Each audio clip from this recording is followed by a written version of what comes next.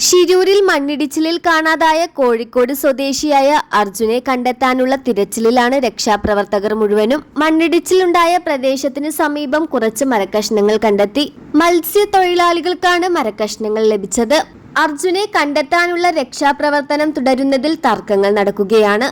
അർജുൻ കർണാടക സ്വദേശികളായ ലോകേഷ്, ജഗന്നാഥ നായിക് എന്നിവർക്കായി നടത്തുന്ന തിരച്ചിലിൽ ഉദ്ദേശബലം ചെയ്യില്ലെന്ന നിലപാടാണ് നാവികസേനയും കർണാടക സർക്കാരും. നേവിയുടെ സ്കൂബ സംഘത്തിന് പുഴയിലേക്ക് ഇറങ്ങാൻ സാധിച്ചിരുന്നില്ല.